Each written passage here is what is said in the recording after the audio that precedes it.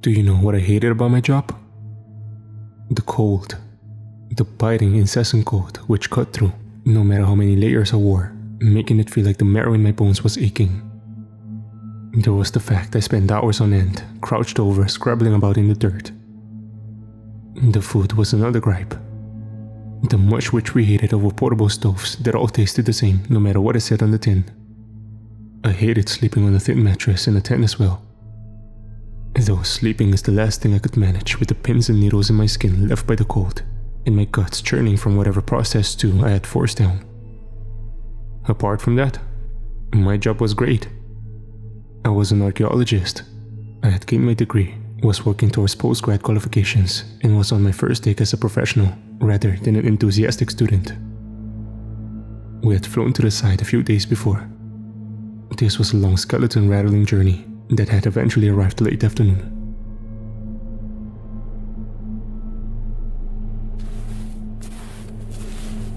As we had hurried to put up our tents, the desolate landscape which stretched around us as far as I could see made me feel like we were on an alien planet rather than in the far north of our country. The Alaskan border blended into the vast expanse of the Arctic less than 100 miles away. When the small plane that had brought us here departed, escaping before darkness fell, I felt a momentary flash of fear. I'd never felt cut off from the world like this before. Checking my mobile did not help. This was clearly the land the internet had not reached yet. Then, I'd given myself a mental kick up the backside. This tent wasn't going to put itself up. I'd spent the next hour trying to work out where all the damn poles were meant to go. There were 4 of us on the deck. I was the youngest. Max was around 10 years my senior, but junior to me in the setup. I don't know why his career appeared to have stalled, but it was clear Max had an attitude problem. In the short time we worked together, he was constantly criticizing me, to my face and openly to the others. I hoped he'd chill out as the team bonded on site. Then there was Julia. She was a research fellow, maybe late 20s. She was very quiet and seemed totally focused on the job at hand, which I admired, and I figured I could learn a lot from her. The boss was Professor Mitchell. Mitch, as he insisted we call him in kind of a naff way. He wasn't a star in the academic world, but he had a reputation as someone who got things done. Although we all had links with different universities, the funder for this expedition was actually a major corporation. We were one of the good causes being supported through its philanthropic program. We all had glossy brochures about this in our kit, but I certainly hadn't read it, and I doubted very much the others had. We had no time for such things.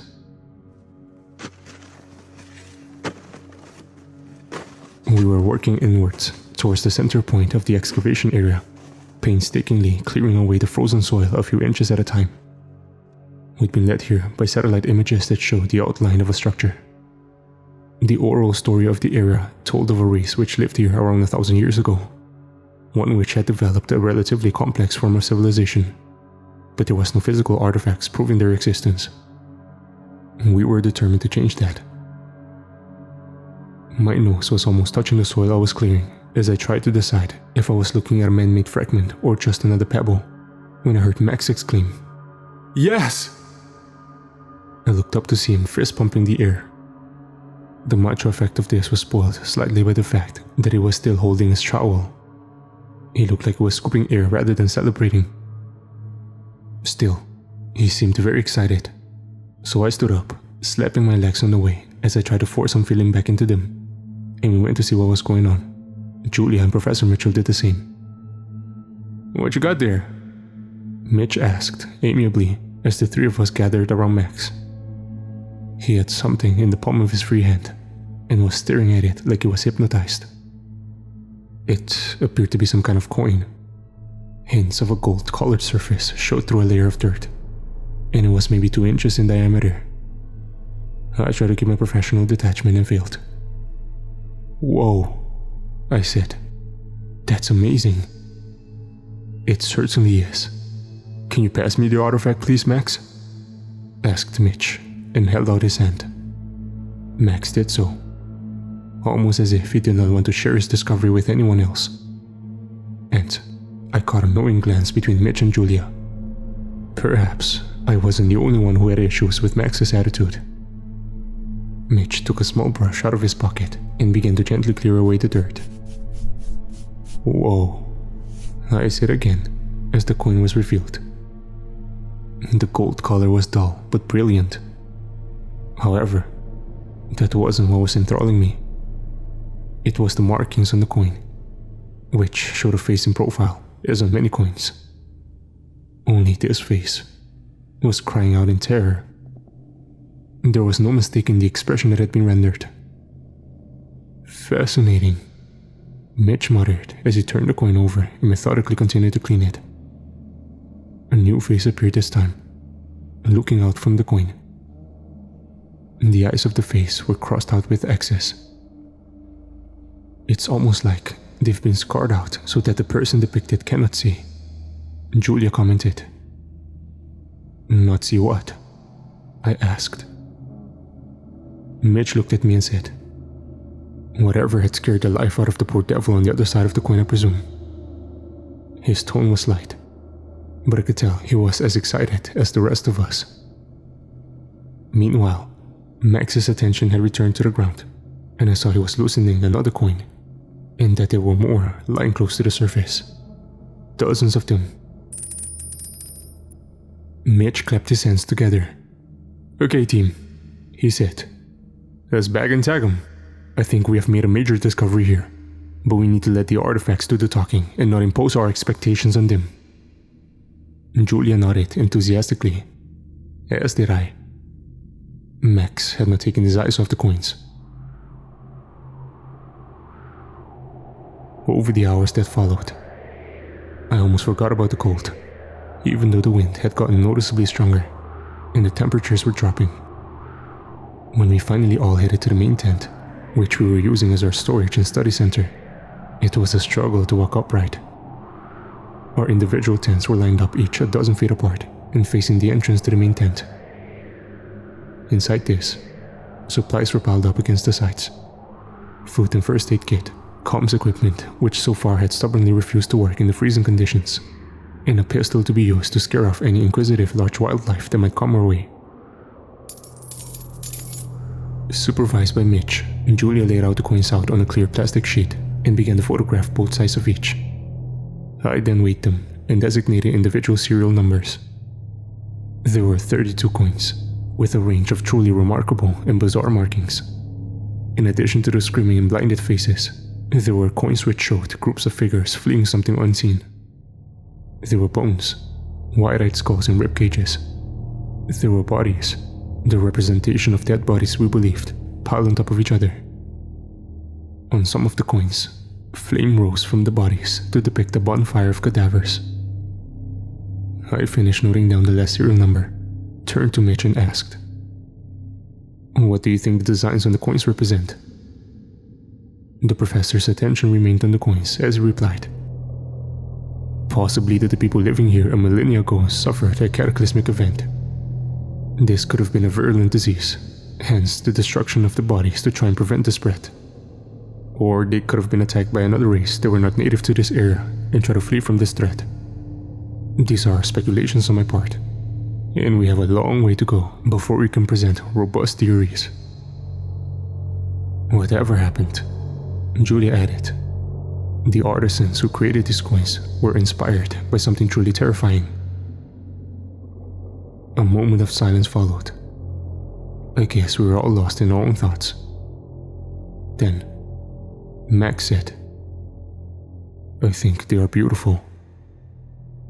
The silence that followed this felt very uncomfortable.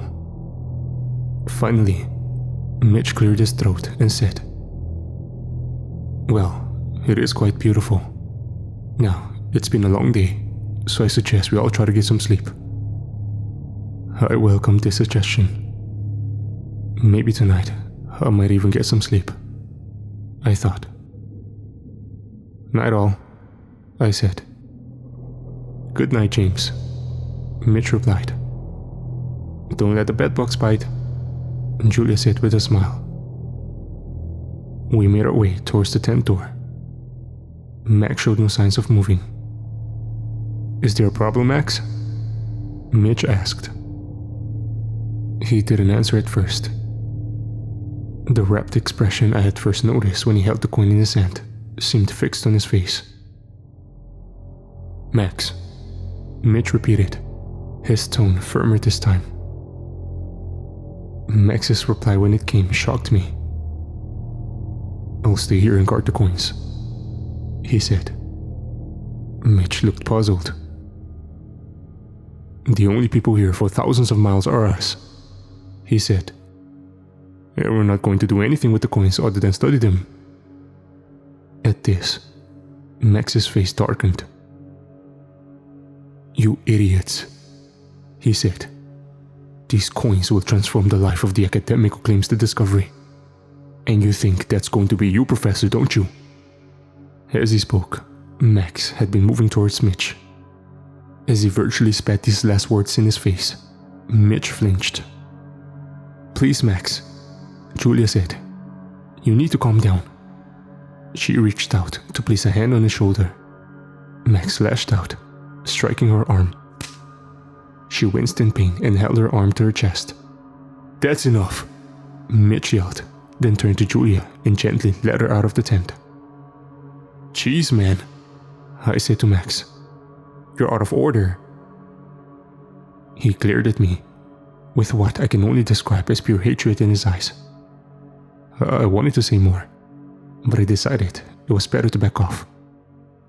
There was clearly no reasoning with him. Back in my tent, I could not stop shivering. The short walk from the main tent had only taken minutes, but the weather's swift deterioration continued at pace, and its effects on my body were vicious. I glanced out a few times in the long hours that followed, and knew I would need to wait for the weather to improve. I had a small burner stove and some leftovers, which I could reheat. I rationed myself and tried to be patient. It was hard to keep track of time. The only measure I really had was the increasing hunger once I had finished my meager rations. Eventually, I decided I had no choice. I needed to leave my tent to get food, and hook back up with Mitch and Julia. As for Max, I could only hope he'd come to his senses. I stepped out of my tent and was stopped in my tracks by the horrific sights of blood staining the icy ground.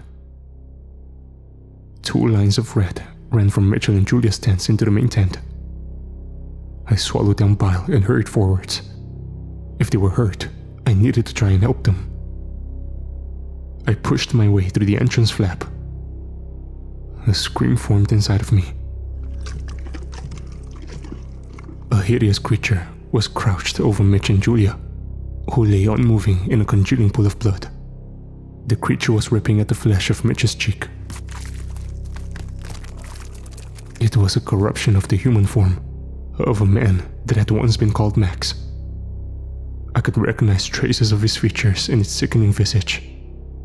Its eyes were sunken pits of darkness. Its skin was taut over bones that jutted out. Terror gripped me. A coldness stoked by fear, worse than any I had felt from nature, penetrated me. I stood staring as the creature, alerted by my presence, looked up from its obscene butchery. Then, it spoke. Its words were halting, as if the act of speaking was one that was being remembered, an act that used to come naturally before it changed. "Look at you," it said. "So afraid, so pathetic. Are you going to run away from me and save yourself?" It looked down at the bodies of Mitch and Julia, now forever still in their bloodied resting places, I knew with heartbreaking certainty. Then it continued. "Or are you going to burn the corpses like they did 1,000 years ago to try and save them from being consumed?" It said, then smiled. "I would welcome that. I like cooked meat." Then it placed the wad of cord it had torn from Mitch into its mouth. I realized with a sudden clarity that felt like a physical blow that I would be next.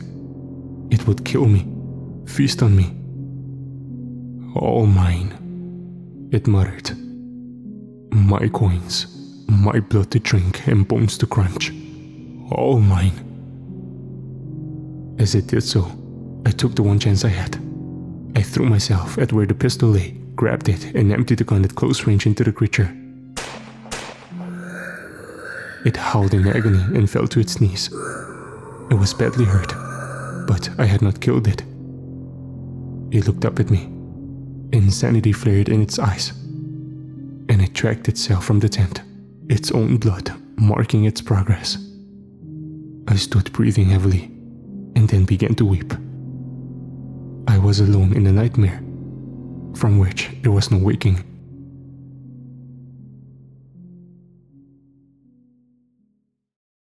"5 days have passed since then. I buried Mitch and Julia as best as I could in the frozen ground. But the next morning, their graves had been desecrated and their bodies removed. The creature had its feast after all. It has not come for the coins yet. I have reloaded the pistol, ready to use when it does try. Until then, I will hide this journal in the hope that someone finds it if I do not survive the horrors of this cold, desolate place. My name is James Peter May. I am 22 years old. And I can hear the creature outside. It is here.